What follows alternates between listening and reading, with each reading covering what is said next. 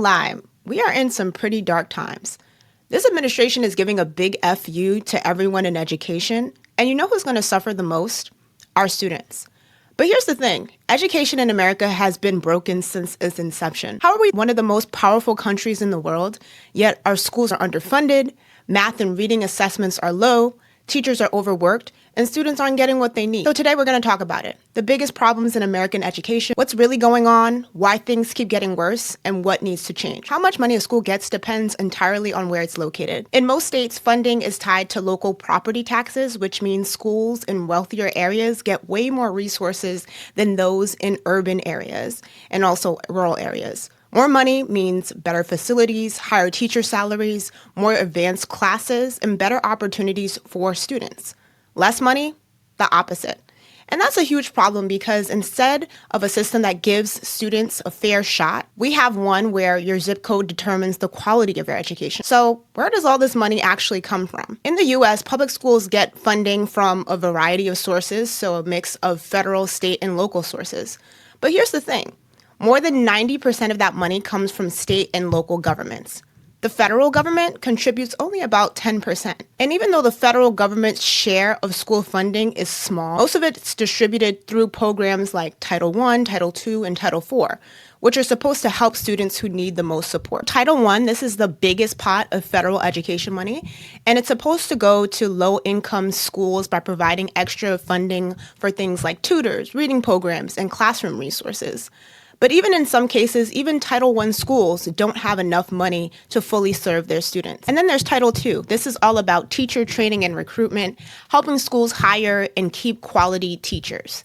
And then there's Title IV. So this covers student health, student safety, and technology. And it funds things like mental health services, after-school programs, and even tech access for students. So if Title IV gets cut, that also means fewer counselors, fewer after-school options, and fewer tools to help students succeed. Let's talk about teacher pay. We all agree that teachers should earn more, but their salaries are set by local and state governments, and they haven't kept up. So despite heavier workloads, wages remain stagnant, and only 16% of teachers would recommend the profession, and they only earn about 23.5% less than college-educated workers. And even with benefits, the gap is still around 15%. Many take second jobs just to get by. And if we want great teachers to stay, or teachers to stay, period, we need to pay them what they're worth. Teachers are leaving in droves, and it's hard not to see why. Just imagine managing student behavior, social emotional needs while interacting with parents and assessing learning gaps is overwhelming, especially when it comes to new teachers. So without the right tools or training, most quit within 5 years. So the best way to improve teaching and learning is through solid professional development. But let's be real. In reality, most schools don't even offer enough PD days. And even when they do, the billions of dollars spent on training each year is often wasted. Another study found that only 29% of teachers felt that professional development was highly effective, with many describing it as really generic or disconnected from real classroom challenges. And instead of practical strategies, teachers get this one-size-fits-all workshops that don't help them manage especially real classroom issues. Just a few years ago, I worked at a nonprofit in Southern New England that focused on real hands-on coaching for teachers. And what made it so special was it was local, but it also tailored to each of the school's needs. So my colleagues were former teachers, and they had various expertise to multilingual learning, curriculum implementation, social emotional learning, trauma-informed practices, just to name a few. And schools definitely noticed a difference. And at the end of the year, their feedback was clear. It wasn't just this cookie cutter training that they got from big national organizations, no shade to them. It was personal, it was relevant, and it was actually useful. And research supports that this approach, job-embedded coaching, are again more effective in the classroom and more likely to stay. So without real support, real training, and real solutions, teachers are bound to burn out. And when that happens, everybody suffers. Mental health in schools is a crisis. And to be honest, we're not doing enough. In a study of the National Alliance of Mental Illness, 1 in 5 teens experience a mental health challenge each year, yet 64% of them never get the help that they need. Schools lack counselors, therapists, and intervention programs. So instead of support, students are often punished for acting out. And I saw this firsthand. I remember my first go round in an urban school, so like 12 years ago. A student, my first week, had mental health issues and he pointed a gun gesture at me and he said he was going to shoot me. Now, this was before school shootings became as frequent as they are today. And what was the school's response? I had to file an incident report, which makes sense. But also that student had a meeting with the police officer. I'm sure the student got counseling in the long run, but instead of that or intervention, they pushed him further into the school to prison pipeline. And this isn't just my experience as an educator. Black students are nearly 4 times more likely than white students to be referred to a law enforcement at school, often for behavior linked to trauma or unaddressed mental health needs. And then schools sometimes that don't have the proper ethos and training often criminalize behavior instead of treating the root cause. And then the pandemic made things even worse. It didn't just disrupt learning, it magnified every problem that already existed in education. Students lost critical academic and social development time, and many are still trying to recover. Reading and math scores dropped to their lowest levels in decades after COVID-19 shutdowns. But then the bigger crisis, the mental and emotional toll the pandemic had on students. Schools weren't prepared to handle this. Anxiety, depression, behavioral issues skyrocketed, not to mention the burnout of teachers like I mentioned before.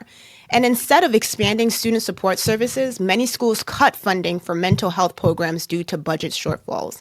And even though the money helped with ESSER, they're all gone now. And this is where social emotional learning and strong intervention models like MTSS come in.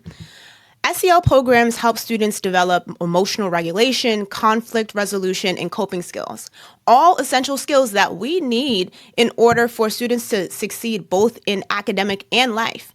And MTSS, multi-tiered systems of supports, is also a data-driven framework that provides levels of intervention that's based on the student's needs, whether it's academic, behavioral, or emotional support. And these programs are not just extras, they're essential to helping students rebuild confidence, motivation, and well-being after years of instability. But for these systems to actually work, they need to be championed by districts, by teachers, and parents. Districts need to, 1, commit to funding and implementing SEL and MTSS consistently, and not just as a short-term fix. Because as we also know, sometimes district leadership changes and then all that institutional knowledge goes by the wayside. But when schools, educators, and families work together, these programs can create lasting change, giving the students what they need, inside and outside the classroom. A few weeks ago, Garrison Haynes dropped a fire video, go check it out, about how DEI has become the modern slur. And he's absolutely right. Terms like CRT, woke, affirmative action, and now DEI are being twisted into racial dog whistles. And we know what you're doing. We know what you really want to say. I mean, some of the words I've never even heard before, and I was just stunned. And I said, well, sit down, nigga. Politicians and media have coded these words to mean poor, underprivileged, Black, and marginalized students, painting any policy that supports equity in education as dangerous or unnecessary. Since taking office, President Trump has made it clear that he wants to dismantle the Department of Education. In just over 100 days, his administration has bribed people who work in the department $25,000 by Monday if they quit. They slashed funding for teacher training, diversity initiatives, and educational research. Programs like Teacher Quality Partnerships, which supported teacher residency and recruitment efforts, and seed grants, which also helped fund professional development for teachers and principals, have been gutted. But the attack on public schools isn't just about cuts. It's about how do we undermine the entire concept of public education. And then there's the rise to alternative education. Traditional public schools aren't the only option anymore. Alternative education models like homeschooling, hybrid schools, and microschools are growing fast. And since the pandemic, the number of homeschoolers has doubled. The U.S. Census Bureau found that homeschooling jumped from 3% to 11% in just 1 year. And the biggest increase happened among Black, Hispanic, and Asian families. And the reason why was parents lost trust in the public schools after COVID. Others wanted more flexibility, but conservatives saw this as an opportunity. They've been pushing homeschooling, charter schools, and vouchers as a way to escape woke indoctrination. But here's the thing. Homeschooling isn't what people imagine. Many parents aren't teaching on their own. They're paying for online programs, hiring private tutors, or joining hybrid homeschool groups. Some of these programs are funded by taxpayer money, but even with little oversight. And at the same time, homeschool regulations are getting weaker. Some states don't even require parents to report that they're homeschooling. That means that no one is checking up if students are actually learning or if they're safe. A study in Connecticut found that 36% of families who pulled their kids from school for homeschooling had a past record of child abuse or neglect. But without oversight, no one knows what happens behind closed doors. So while alternative education works for some, the way that it's being politically weaponized is hurting public schools and putting some kids at risk. Every time a student leaves for homeschooling, a charter school, or an out-of-district placement, the district loses money. And with these alternative models of education on the rise, schools are feeling it. Fewer students mean less money for teacher salaries, classroom materials, advanced courses, mental health services, and special education programs. Special education is often hit the hardest because some students with disabilities, they really need out-of-district placements because their home schools might not be able to meet their needs. And these private placements can cost tens of thousands of dollars per student, and public schools often fit the bill. But with budget cuts and funding losses from alternative education, schools struggle to support both their special education students and the ones that are left behind. And while charter schools, homeschooling families, and micro schools benefit from tax-funded payer vouchers and ESAs, public schools don't get a dime from those students. The result? A system where public education is set up to fail, giving more fuel to the argument that parents should it's all about parental rights, and they should just leave the public school system and homeschool. That's exactly what some people want, because instead of fixing public education, they are slowly starving it. Now, I know there's a lot more to say about the state of American education, so let's talk about it. Edulites, what do you think are the biggest challenges we're facing? Drop a comment below. I would love to hear your thoughts. And if you're curious and you want to understand the deeper political agenda behind all of this, check out my video on Project 2025. Trust me, it's a wild ride.